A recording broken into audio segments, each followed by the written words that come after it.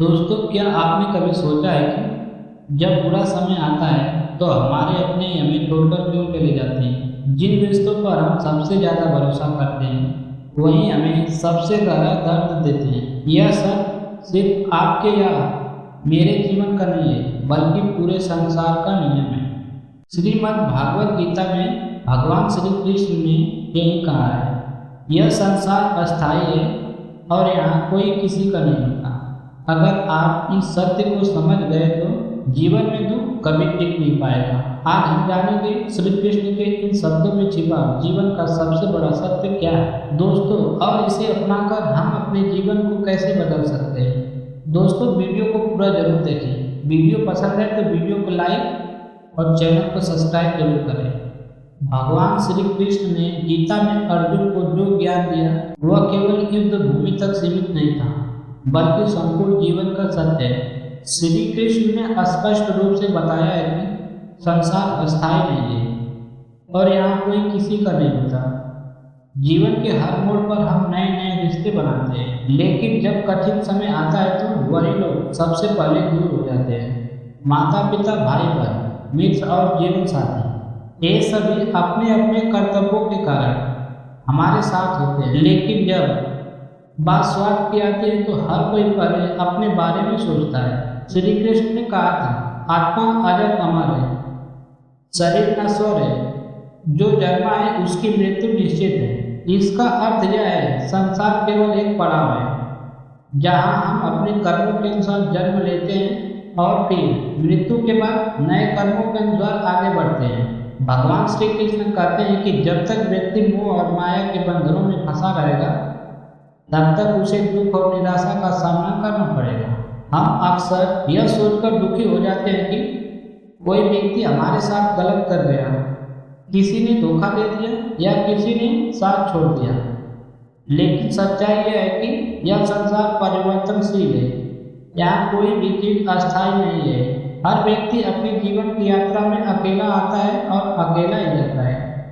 गीता में श्री कृष्ण कहते हैं, योग कर्मेषु कौशलम, यानी कर्म को कुशलता से करना ही सच्चा योग है। इसका अर्थ यह है कि व्यक्ति को हमेशा अपने कर्मों पर ध्यान देना चाहिए, न कि दूसरों के व्यवहार पर। यदि हम इतिहास में देखें तो कई महान लोगों ने इस सत्य को अनुभव किया है। भगवान राम जब वनवास गए तो उनके साथ केवल माता सीता और भाई लक्ष्मण ही गए, बाकी सब अपने अपने कर्तव्यों का पालन किया और अयोध्या में ही रहे। पांडवों को भी अपने ही परिजनों से धोखा मिला, लेकिन श्री कृष्ण ने उन्हें सिखाया कि जीवन में केवल धर्म और कर्म का महत्व है, न कि किसी के साथ रहने या छोड़ने का। यही कारण है कि गीता हमें सिखाती है कि हमें अपने कर्मों पर ध्यान देना चाहिए और यह सोचना बंद कर देना चाहिए कि कौन हमारा है और कौन नहीं। श्री कृष्ण कहते हैं कि यदि व्यक्ति सच्ची शांति चाहता है तो उसे मैं और मेरे की भावना को छोड़ना होगा। संसार में हम जिन चीजों और लोगों से अत्यधिक जुड़ जाते हैं वही आगे चलकर हमारे दुख का कारण बनते हैं। मोह वही है जो हमें दुख देता है, और जब हम मोह से मुक्त हो जाते हैं तो हमें सच्चा आनंद मिलता है। श्री कृष्ण का उपदेश यही है, जो हुआ अच्छे के लिए हुआ और जो हो रहा है वह भी अच्छे के लिए हो रहा है, और जो होगा वह भी अच्छे के लिए होगा। इस ज्ञान को अपनाकर हम अपने जीवन शांति और आत्मविश्वास ला सकते हैं। इस संसार में कोई भी अस्थायी रूप से किसी का नहीं होता। यह एक अनिवार्य सत्य है जिसे जितनी जल्दी स्वीकार कर लिया जाए उतना ही अच्छा है। श्री कृष्ण का उपदेश है कि हमें केवल अपने कर्मों पर ध्यान देना चाहिए और फल की चिंता नहीं करनी चाहिए। जब व्यक्ति इस सत्य को स्वीकार कर लेता है तब वह दुख और मोह से मुक्त होकर सच्चे आनंद की ओर बढ़ सकता है। इसलिए गीता कहती है, संसार परिवर्तनशील है, केवल परमात्मा ही अस्थायी है।